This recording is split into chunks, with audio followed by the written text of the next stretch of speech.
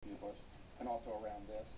He has not also, I'm told, had a word with his former opponent, Hillary Clinton, since she conceded and since the inauguration in January 2017. So this is not just a gathering of the current president and four former presidents. It's also a time for the president to be in the same room as individuals, important individuals in this country, with whom he has not spoken in almost 2 years. But Bush 41, he wanted everyone to be there and to feel comfortable and not get into the rancor, which is unfortunately so common here in Washington today. And very unusual, obviously, because George H.W. Bush and President Trump were not, there was tension between them. Let's go to Manu Raja right now. He's at the Capitol. Manu, tell us what you're seeing. Yeah, crowds starting to gather here as we await the Bush family's arrival here and for the casket to leave the Capitol. Already the casket has been removed from the rotunda where it's been lying in state since Monday. This happened earlier today. Honor guards are now surrounding the casket, and they'll bring them down the Capitol steps, the east front steps of the Capitol, where the Bush family will be gathered waiting for the casket to come down. At that point, there'll be some 21-gun salute, as well as some processional, some hymns that will, and then the casket will be put into this hearse, and they'll make their way on to the National Cathedral. But moments from now, we do expect the Bush family to arrive here, wait for the casket's departure as members of Congress too starting to head over to the National Cathedral for that for the services in just a matter of moments, guys. Yeah.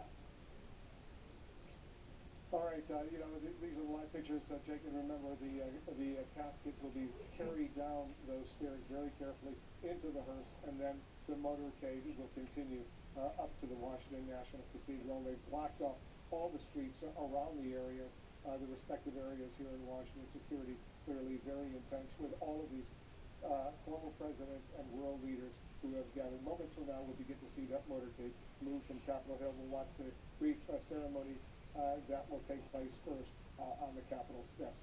In the meantime, let's go back to Anders.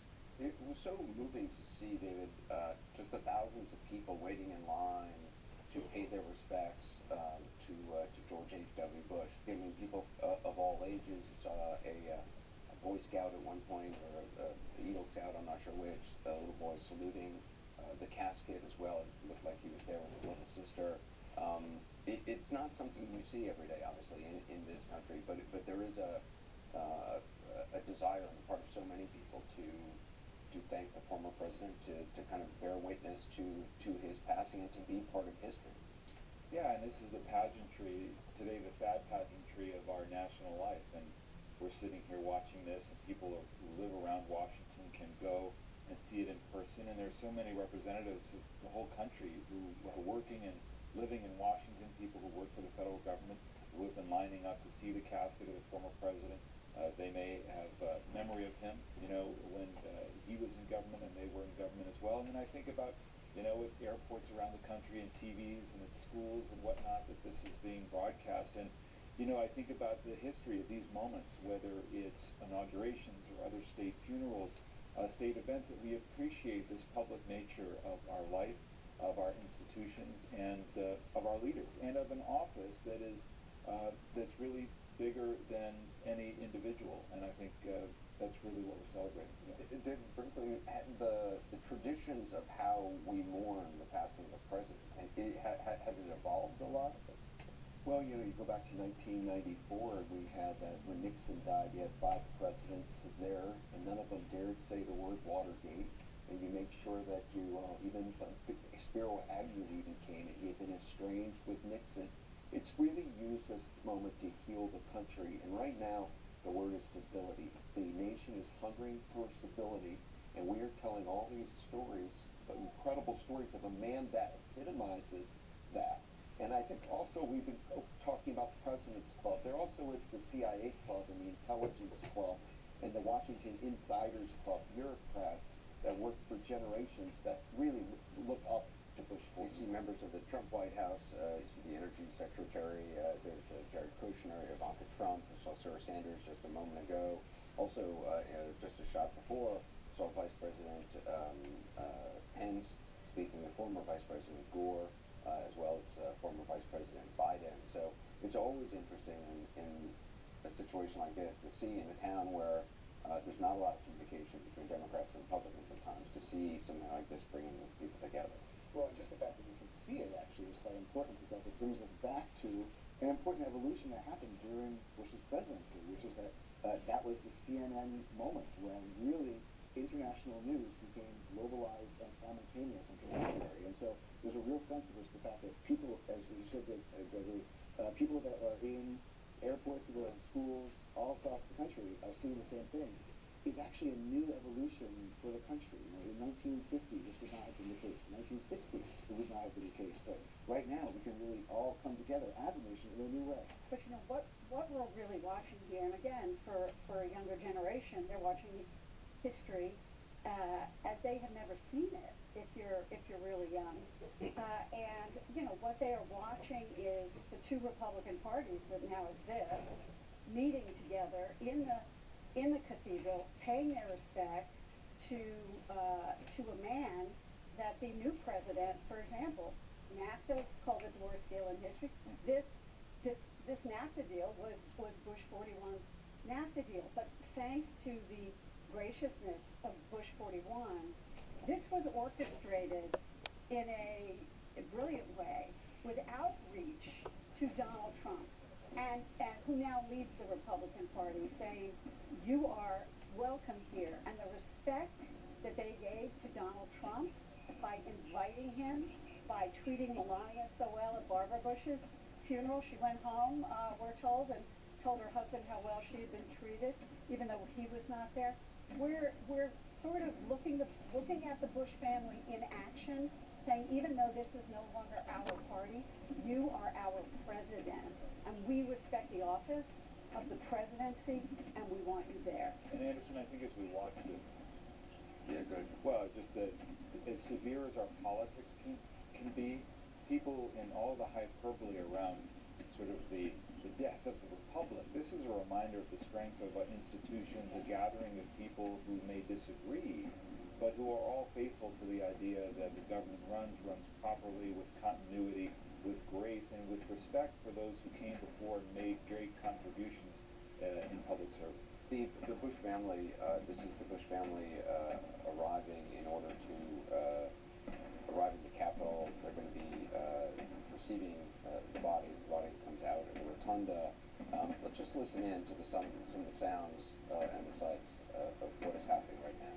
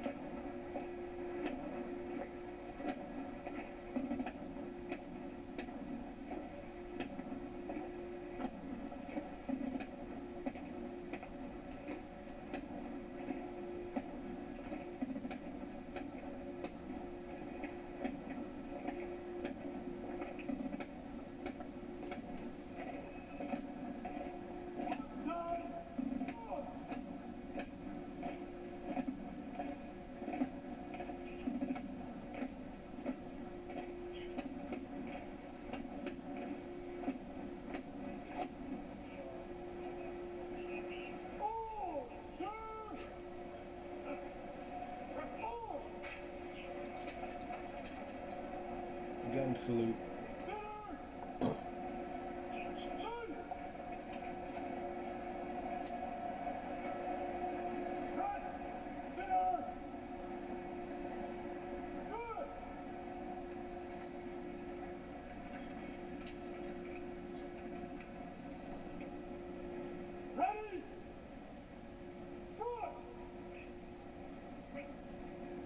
Ceremonial.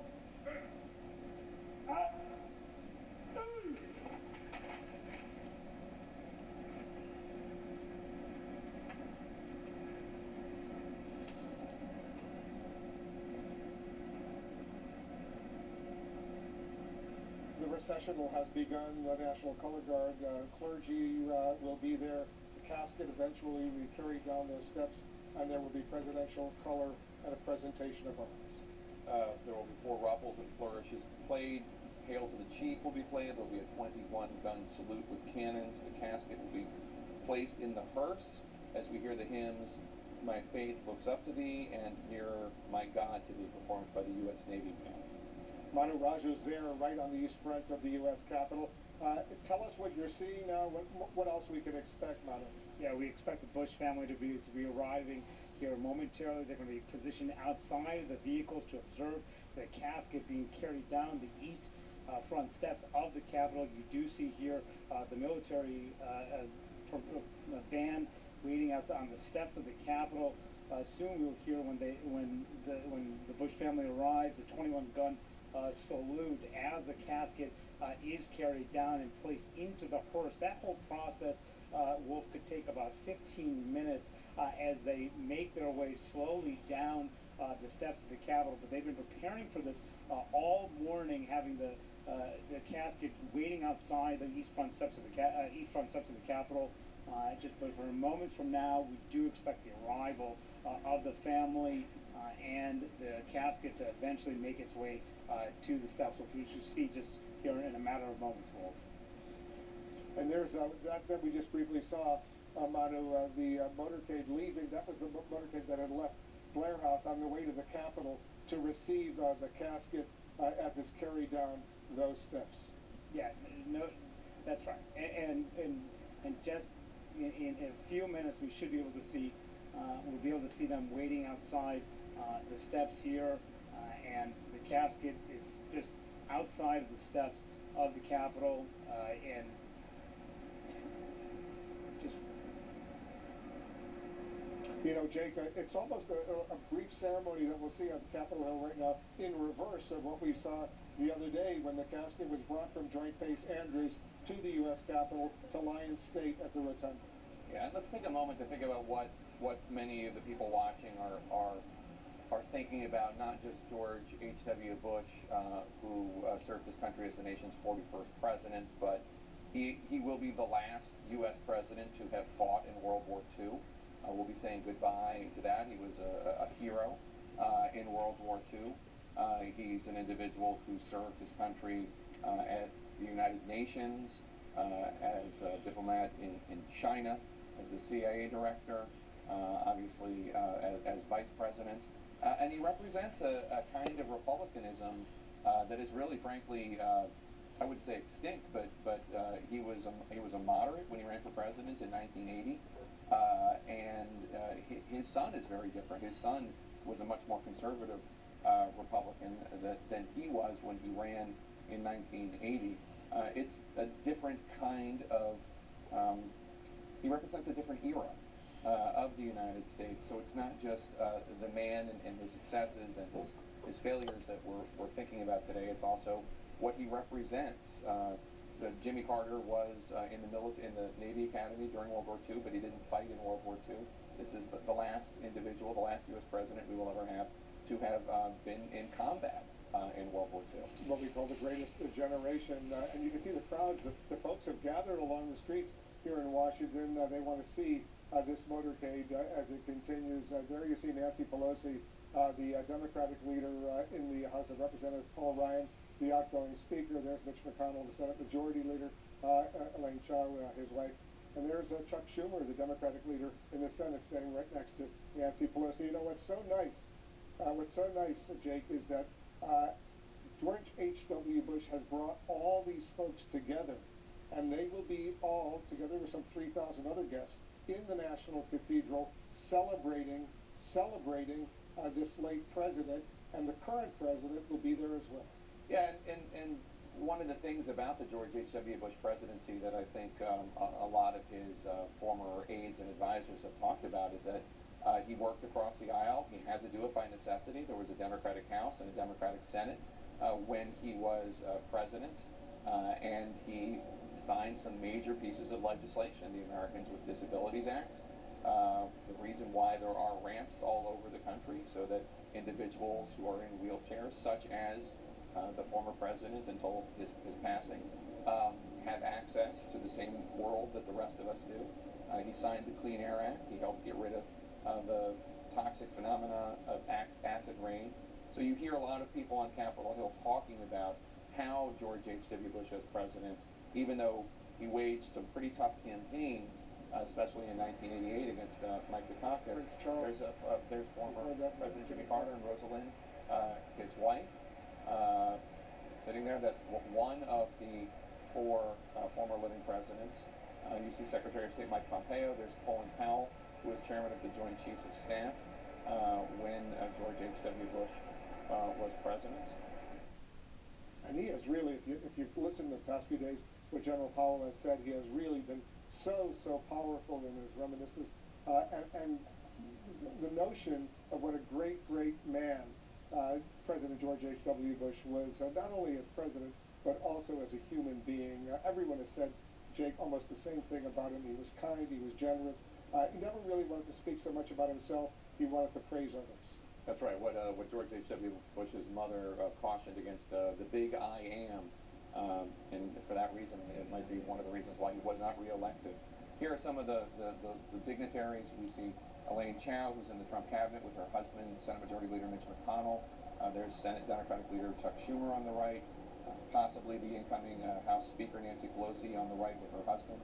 Capitol Hill, they're waiting for the motorcade with the Bush family to arrive. Then this ceremony will begin. Anderson, this is not something we see every day here in Washington, this kind of unity. Also, the folks lining the streets of Washington wanting to get a glimpse of this majesty that is unfolding. Yeah, we haven't seen a state funeral since 2006.